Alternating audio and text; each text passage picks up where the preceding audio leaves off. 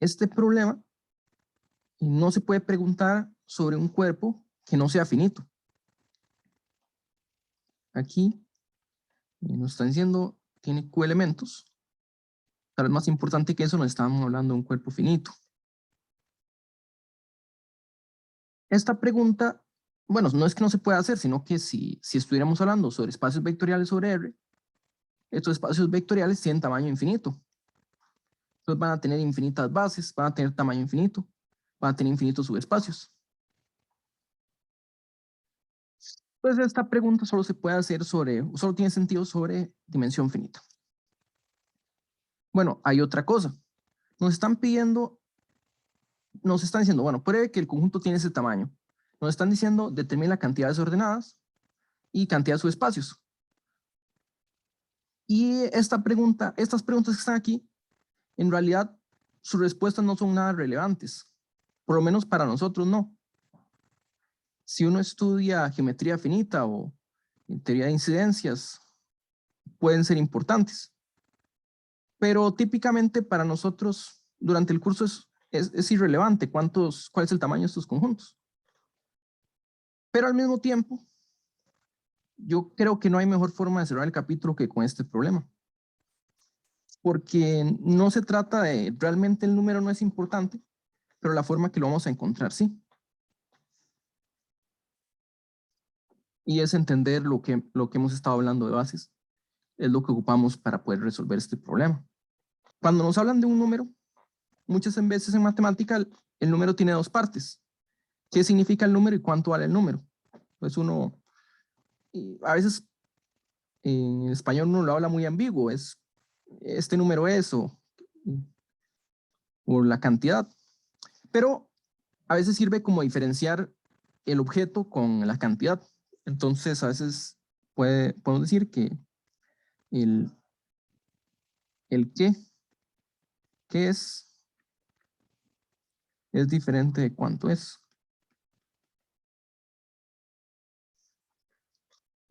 Porque el qué es, pues hay muchas formas de decir qué es, y nosotros muchas veces, cuando hablamos de números o cuando hablamos de objetos, a veces respondemos su número, que es el valor. Pero en realidad lo que estamos respondiendo es el cuánto. Entonces el qué es, pues es una descripción. Y el cuánto es, podemos verlo como un valor.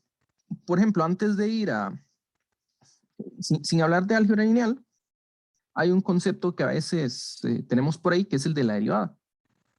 ¿Qué es una derivada? Podemos verlo como algo diferente a cuánto es una derivada. ¿Alguno de ustedes me puede decir cuál es la definición de derivada que les dieron en 250? El límite de h cuando tiende a cero de f Ok. de x más h menos f de x entre h. Sí, muy bien, gracias. Entonces, vamos a ver un ejemplo. Y eso me parece muy importante porque esa es la definición más fácil que un libro le puede dar a usted o que en clase le pueden dar a usted. Es la más fácil porque ya la tenemos y deducimos sus propiedades. Pero descriptivamente esa definición es muy mala. ¿Qué es la derivada?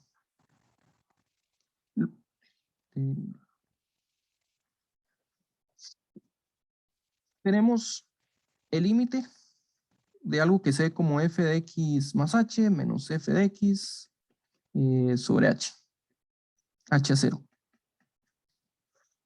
Pero eso no tiene ningún significado. Bueno, uno le puede dar un significado después. Pero este de aquí es un valor numérico. Esto en realidad, esto es un cuánto. Si usted quiere saber el valor de la derivada, usted lo que hace es sacar un límite. ¿Pero qué es la derivada realmente?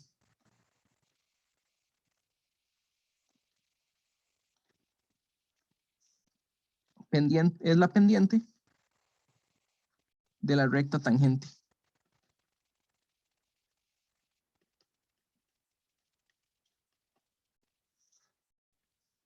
Entonces, pues, básicamente la derivada era la pendiente. Tome un punto. La recta tangente, ¿cuál es su pendiente? Esa es la definición de derivada. Digamos que en física, o también hay una relación de cambio, una velocidad que aparece por ahí. Entonces, cuando uno habla de la definición, pues matemáticamente es más fácil de una vez dar el límite. En vez de en vez de hablar de esto y decir, bueno, se calcula como un límite, es más fácil irse directamente al límite, que es como la forma formal.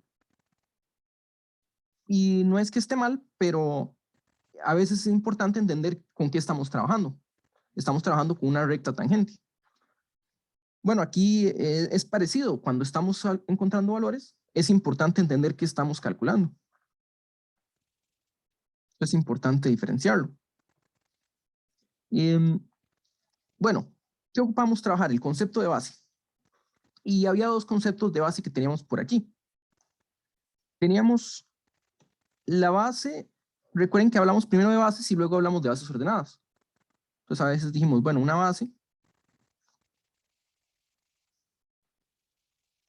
base sería V1, V2, hasta Vn. Es conjunto generador. Li de un espacio V. Y base ordenada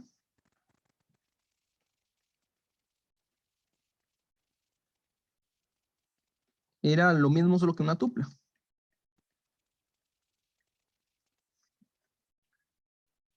Donde el conjunto V1, V2 es base. Entonces, realmente la diferencia no es mucha, porque aquí donde yo les estoy definiendo una base, V1, V2, Vn, en realidad ya les estoy hablando de un orden. Primero V1, luego V2 y luego Vn. Entonces, formalmente como conjunto no hay un orden, pero a la hora de escribirlo ya el orden siempre ha estado ahí. Sin embargo, si nosotros hablamos, si no usamos la numeración, por ejemplo, tenemos un vector U, V y W como conjunto, perdón, no vector, un conjunto de vectores. Como conjunto, esto es lo mismo que V, W y luego ponga la U, ¿verdad? Nosotros sabemos que un conjunto solo es descrito por lo que tiene adentro. Realmente para hablar de bases, pues es en la misma base, pero cuando nosotros realmente mencionamos las coordenadas, es cuando el orden es importante. Entonces, para poder decir cuál es la primera coordenada, cuál es la segunda y cuál es la tercera. Pero en realidad, la combinación lineal es única. O sea, el escalar que acompaña U, el escalar que acompaña V y el W, para representar un vector que usted me dé, siempre van a ser el mismo. No hay forma de variarlo. Entonces, la diferencia entre base ordenada y base no ordenada no es tan importante. Es solo a la hora de hablar de coordenadas poder diferenciar cuál es la primera, la segunda y la tercera. ¿Qué ocupamos aquí? Bueno, en la parte A nos dicen que el tamaño de V debería ser igual a N. Y lo que sabemos es que V es n-dimensional sobre un cuerpo que tiene Q elementos. Bueno, ¿eso qué significa? En primer lugar, existe una base. Existe base. No es importante si es ordenado o no para este punto. Entonces, tal que todo vector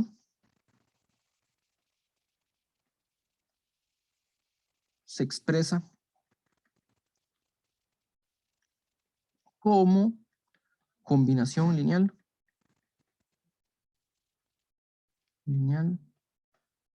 única. Entonces tenemos un V y se puede expresar como lambda 1 multiplicado por un V1, lambda 2 multiplicado por un V2, hasta lambda n multiplicado por Vn. Con lambda i en Fq.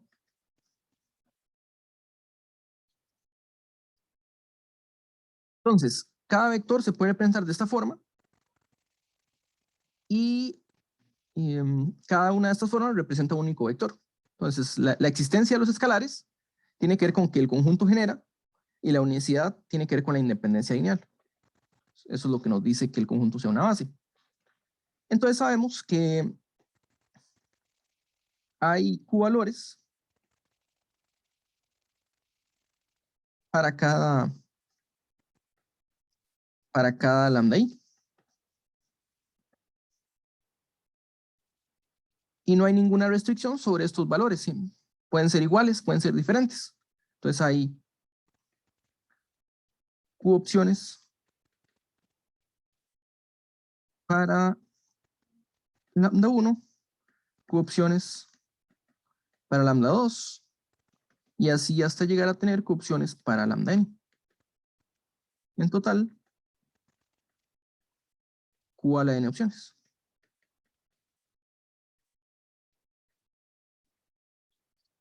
Y en realidad, lo que habíamos dicho antes de hablar de sumas, finalizando la parte de bases, era que hay una biyección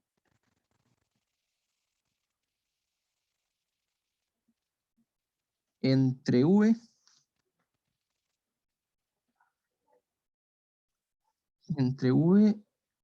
y Fq a la n. Esta biyección es la biyección que toma V y nos devuelve sus coordenadas.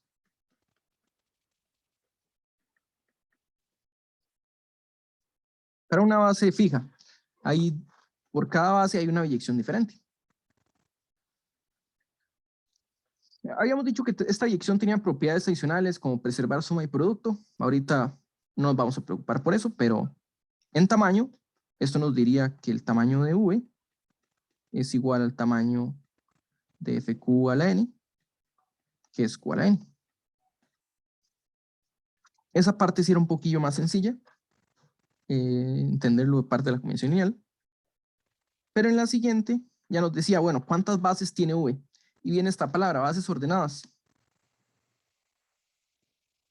Entonces les decía, realmente no es, el orden aquí no es tan importante, es porque el cálculo es más sencillo con el orden, porque uno no tiene que preocuparse, uno va haciendo una base que es V1, V2, Vn, y no tiene que preocuparse por hacer una base en un orden diferente. Pero a fin de cuentas, la diferencia entre bases ordenadas y no ordenadas es un factor de n factorial. Es los órdenes posibles para una base. Entonces, para la parte B, ocupábamos lo siguiente. Bueno, recordar las propiedades de bases relacionadas con conjuntos LI y generadores. Bueno, más que todo LI. Pero, ¿qué era una base? Bueno, o qué habíamos dicho sobre las bases y los conjuntos LI. Sabíamos que todo conjunto LI se puede extender a una base.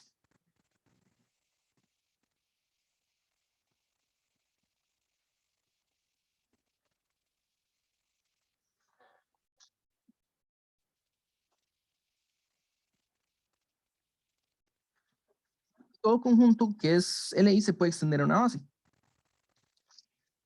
Es más, nosotros mostramos algo así, que si tenemos un vector V que pertenece a V, pero no es parte del espacio generado por S, con S, LI, entonces S unión V es LI.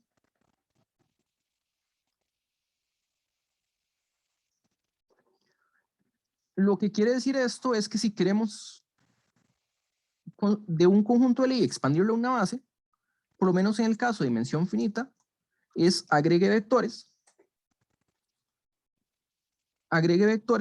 de fuera del generado. Sería básicamente eso. Lo que vimos es que un conjunto LI no puede ser infinitamente grande. Está acotado por la dimensión de V. Entonces, reformulando lo que teníamos arriba, si S es LI, entonces el tamaño de S es menor o igual que la dimensión de V.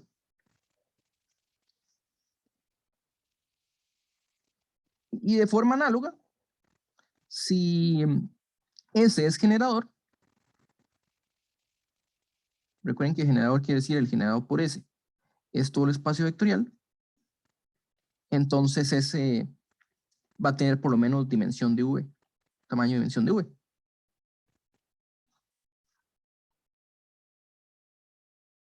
Es el resultado que aparecía cuando mostramos que todos los espacios, todas las bases tienen la misma dimensión. Un conjunto generador, un conjunto LI, tiene menor o igual tamaño que un conjunto generador. Ese conjunto generador puede ser una base. Y un conjunto generador tiene tamaño mayor o igual que un conjunto LI, y ese conjunto LI sería la base.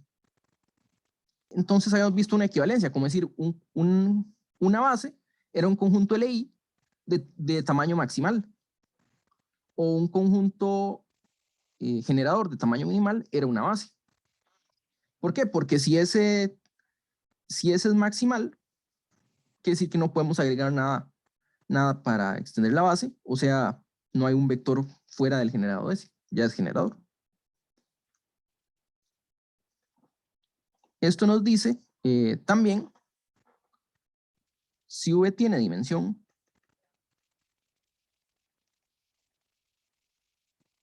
n, entonces todo conjunto LI de n elementos es una base.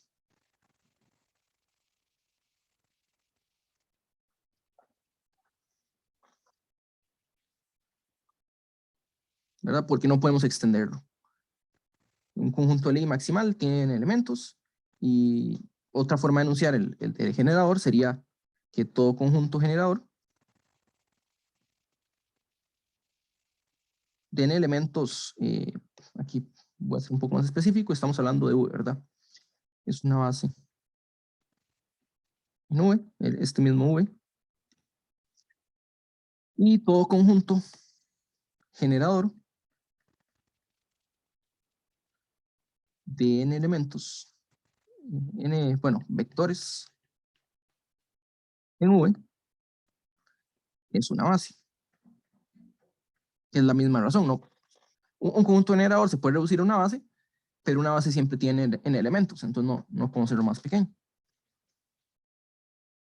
Básicamente lo que ocupamos es esta que está aquí en amarillo, esta segunda en amarillo, y también notar el hecho de que, bueno, juntarlo con esto de aquí, como para decir, busquemos n vectores LI, expandiendo uno a la vez, y obtenemos una base. ¿Okay? Entonces esto es lo que vamos a hacer. Bueno, estas son más que todo observaciones. Veamos la solución parte B. Y la idea es construir V1, V2, Vn, tales que el conjunto de los primeros K vectores sea LI.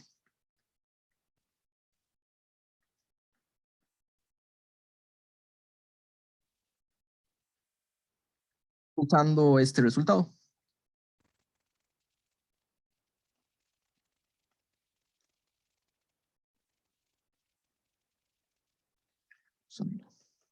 Pues básicamente expandir el conjunto a un conjunto LI.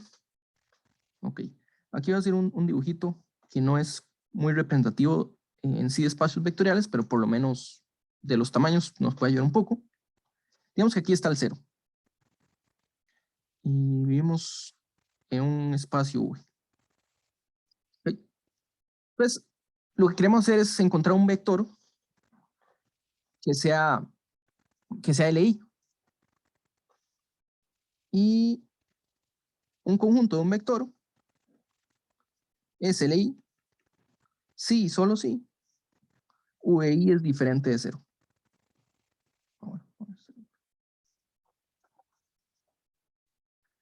Un vector va a ser LI solo si es diferente de 0. Es algo como muy tontillo, pero es básicamente la ley de absorción. O que habíamos dicho que si uno multiplica un escalar con un vector y nos daba 0, es porque o el escalar es 0 o el vector es 0. Entonces, básicamente, hay Q a la N menos 1 opciones. Bueno, tenemos la palabra opciones, hay N menos 1 vectores que cumplen esto.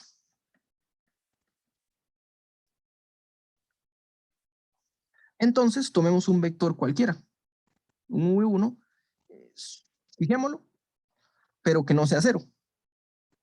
Y eso nos va a generar un espacio.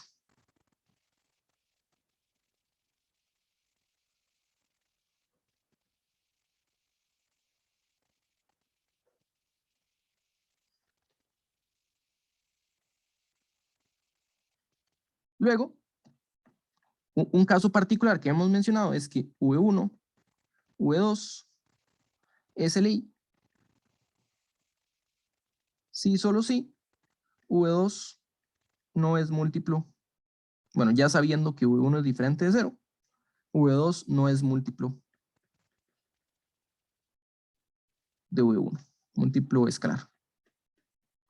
En realidad lo habíamos mencionado por contrapositiva, que habíamos dicho un conjunto de vectores era LD si uno era múltiplo del otro.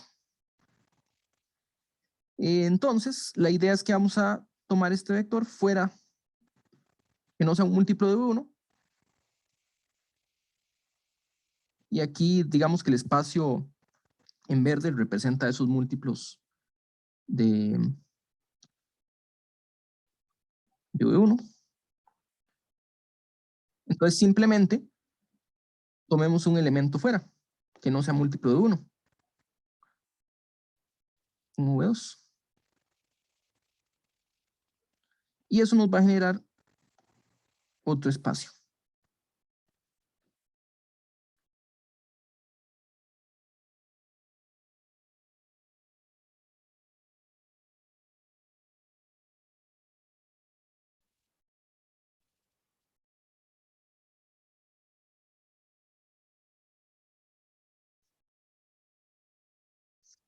Entonces, V1 tiene comúltiplos, múltiplos escalares.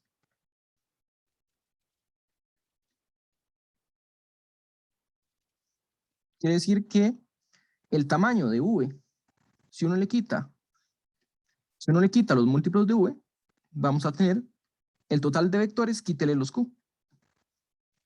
Aquí estos son los posibles valores para escoger el vector segundo.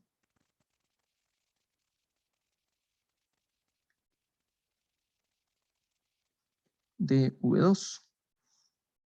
Y luego seguimos con esta proposición asterisco, o sea, queremos extender la base, tome el conjunto fuera del generado. Entonces, luego queremos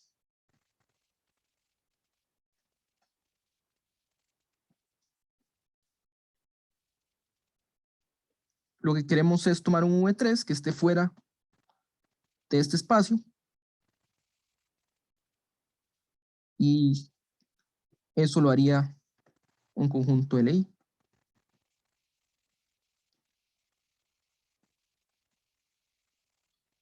Entonces, si V3 pertenece a V quitándole el espacio generado por V1 y V2, entonces el conjunto V1, V2, V3 es linealmente independiente.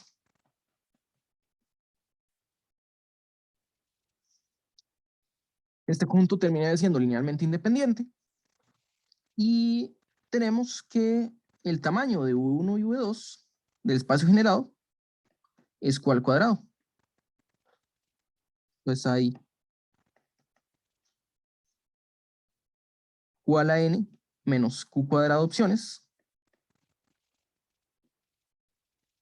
para V3.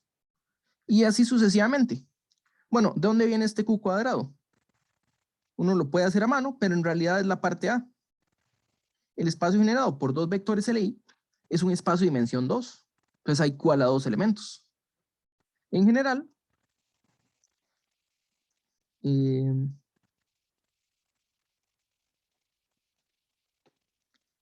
si tenemos ya escogidos los primeros K vectores, entonces el tamaño del espacio generado sería Q a la K, porque este es un espacio de dimensión K. Quiere decir que el tamaño de V, quitándole este espacio generado, es Q a la N, quitándole Q a la K. Entonces hay este tamaño de formas. Ahí, estas son las posibilidades para escoger VK más 1.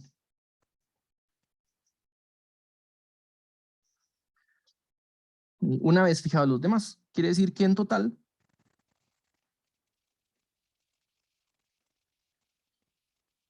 ahí sería multiplicarlos. Pues sería paso a paso. Hay Q a la N menos 1 para el primero, Q a la N menos Q para el segundo, Q a la N menos Q cuadrado, y al final nos quedaría Q a la N menos Q a la N menos 1. Se puede ver también como productoria desde igual 1. Bueno, puede ser desde 0 hasta N menos 1. De Q a la N menos Q a la I. Es una forma de escribirlo. Entonces les decía, bueno, este número para nosotros no es realmente relevante. Lo importante es entender el procedimiento de cómo construimos una base. Porque bueno, en dimensión infinita, el procedimiento es el mismo, solo que habría infinitas opciones. Para construir una base, lo que único que estamos haciendo es generando un espacio y tomando un vector afuera. Y por último, la parte C.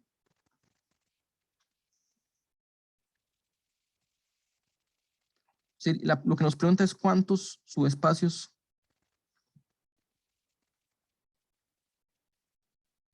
de dimensión K tiene V. Bueno, si ustedes se dan cuenta, lo que hicimos en el ejercicio anterior fue primero generar un espacio de dimensión 1, luego un espacio de dimensión 2, y así sucesivamente. Entonces, en este mismo procedimiento, tenemos que hay producto desde igual 1, desde igual 0 hasta K menos 1, de Q a la N menos Q a la I, formas de escoger.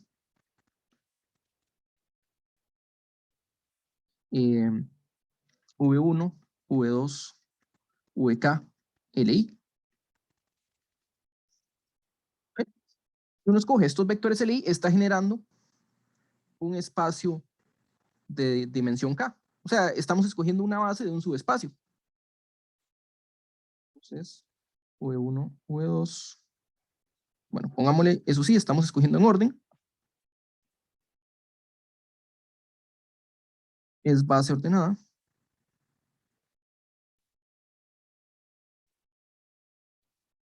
De un subespacio de dimensión K.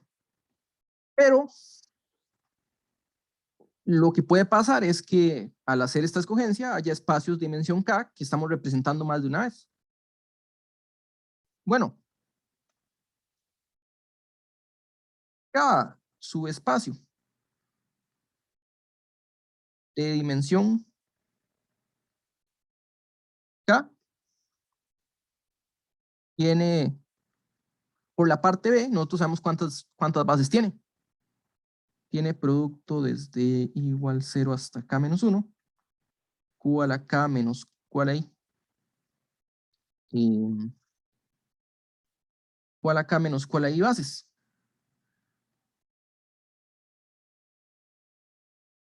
Quiere decir que esta escogencia de arriba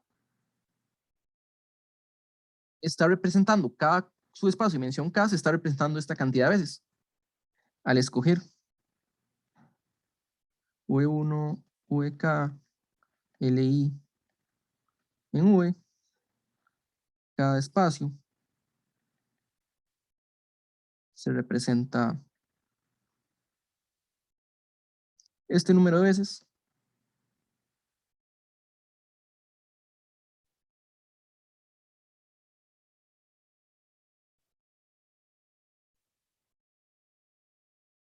Entonces lo que hacemos es dividir. Y si estamos contando cada conjunto m veces, divide entre m y ya estamos contando cada uno m veces. Quiere decir que hay producto desde igual 0 hasta k menos 1, vamos a poner así, q a la n menos q a la i sobre q a la k menos q a la i subespacios de dimensión.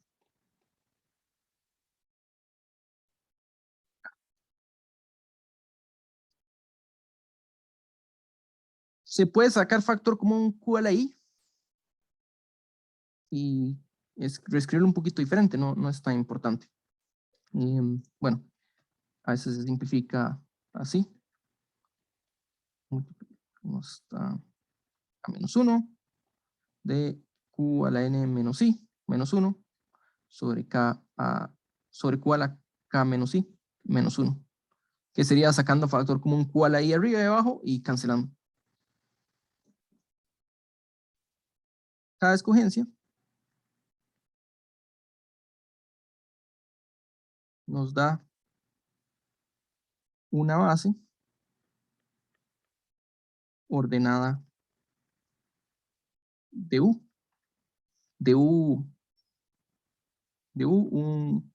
Bueno, no es el mismo U, sino de un subespacio de dimensión K. Dimensión K.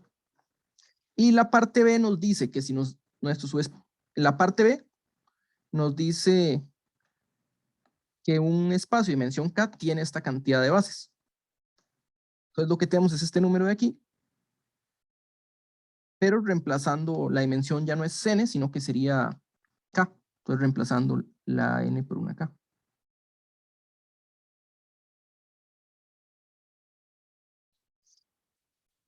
Pues lo que estamos diciendo es, escoja cada vector SLI, esto nos da una base ordenada de un subespacio.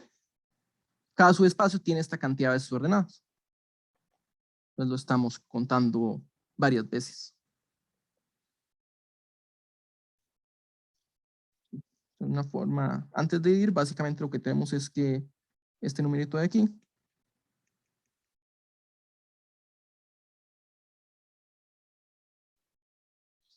es igual al número de subespacios, dimensión K, multiplicado por el número de bases. Cada uno lo estamos contando. El número de bases.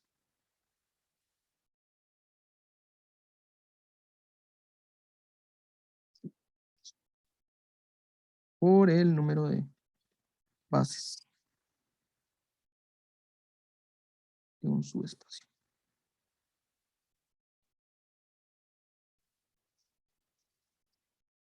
Bueno, aquí lo que se ocupaba era la parte, entender bien la parte B, porque el primer número en realidad viene del mismo procedimiento.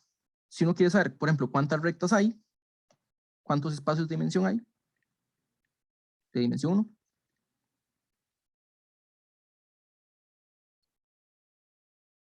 básicamente lo que sabemos es que hay q a la n menos 1 vectores distintos de 0. Entonces tome un vector v y esto nos da un espacio de dimensión 1, que sería lambda v, tal que lambda está en el cuerpo. Pero cada uno de estos conjuntos tiene tamaño q, pero eso incluye el 0. Y cada uno de estos puede ser representado por cada uno de los vectores en la base, en el espacio de dimensión 1. Este de aquí tiene q menos 1 bases.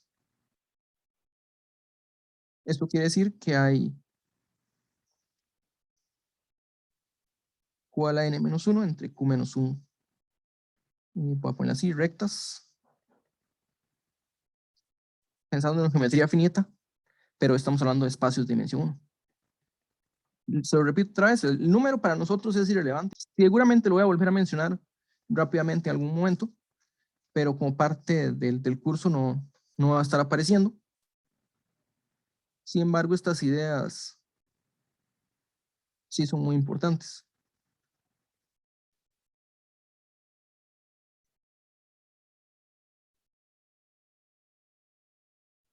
Bueno, y aquí intenté mencionarlo con todo el detalle que pude, eh, estos resultados de aquí, que es lo que sí tenemos que recordar para los siguientes capítulos, es en álgebra lineal es importante.